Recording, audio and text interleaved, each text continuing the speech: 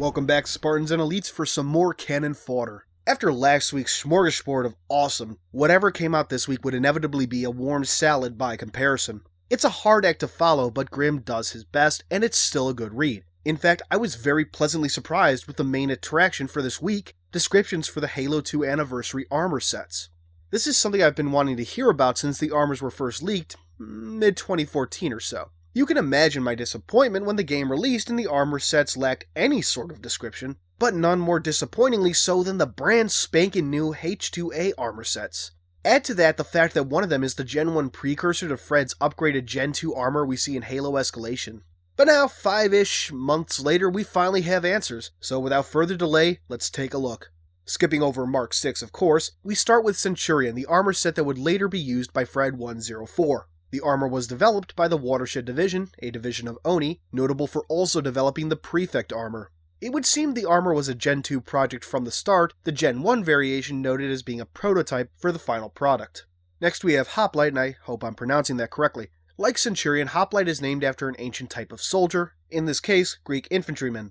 The variant utilizes advanced targeting and data link technology to improve accuracy and lethality of the user, particularly in conjunction with the use of long-range heavy munitions, such as the M41 rocket launcher.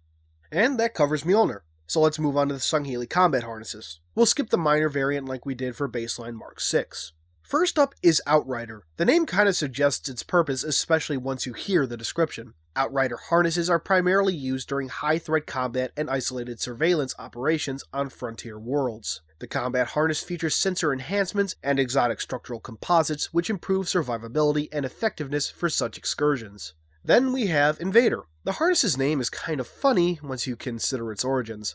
The design is taken from a ceremonial armor used by Sangheili hunting lodges. Of course, the modern use kind of earns its Invader name, as the harness has seen quite the revival on remote Sangheili colonies where it is primarily used to hunt down Jiralhanae raiding parties. I'm guessing the more modern hunting lodges are a bit more interesting than the old. I don't know about you guys, but I just get this image in my head of a bunch of Sangheili in a hunting lodge with a Jiralhanae pelt rug.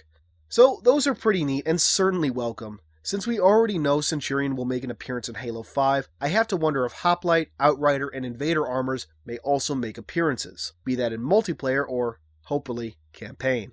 Moving forward, we get a bit of clarification on Mendicant Bias's article from last week. It now directly states that a fragment of Mendicant Bias made it to the key ship that crashed on Janjir Quom, as it seems some fans were confused by the original wording.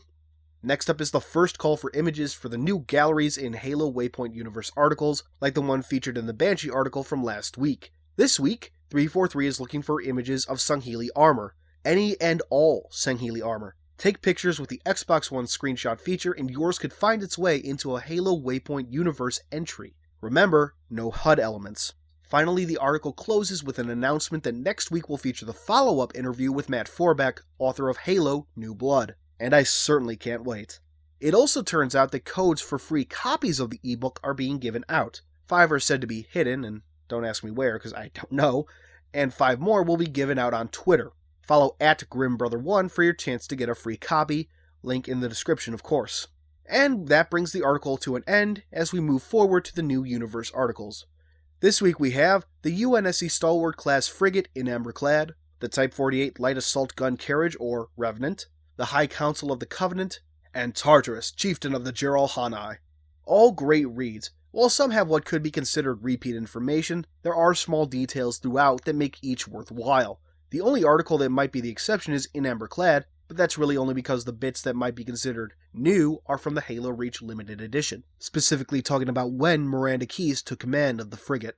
Anyway, let's start with the Revenant. It turns out that the vehicle actually saw its origins in the Sangheili private sector as a utility vehicle for Sangheili frontiersmen, used for venturing the hunting preserves on the moon of Kikost. However, seeing as the Sangheili are a militaristic species, the vehicle would soon see conversion to a military platform. The open canopy is a stayover from the vehicle's original design. The article explains that production could not meet demand during the Covenant War, explaining why it was so rarely seen prior to the invasion of Reach. Post-war, the vehicle was popular among Sangheili warlords, and plenty saw heavy use during the Sangheili civil conflict period.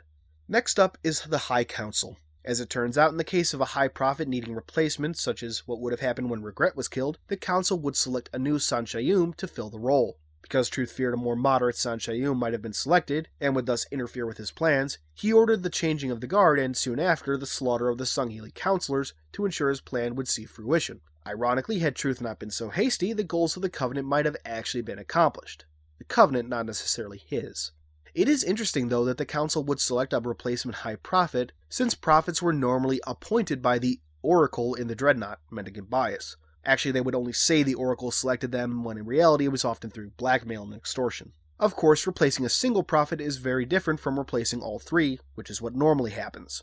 Finally, Tartarus. In 2552, Tartarus took control of his pack by killing his uncle in combat. This earned him great respect within his clan, but also within the entire Rutol skein. The fact that his clan wielded the legendary Fist of Rukt probably helped. The newly appointed Prophet of Truth saw this and the emerging divide between Jiralhanai and Sangheili, and saw an opportunity. Truth would work with Tartarus for the next 27 years to elevate the standing of the Jiralhanai while quietly increasing production of brute weaponry and vehicles in preparation for the eventual coup. And we all know what happened after that.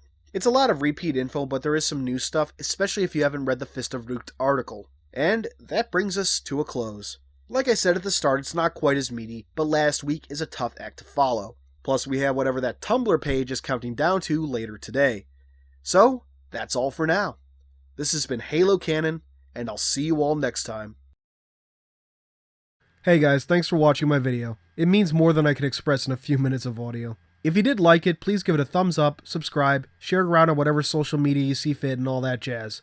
Thank you so much. Your support is everything. I would not be where I am without you. Thanks.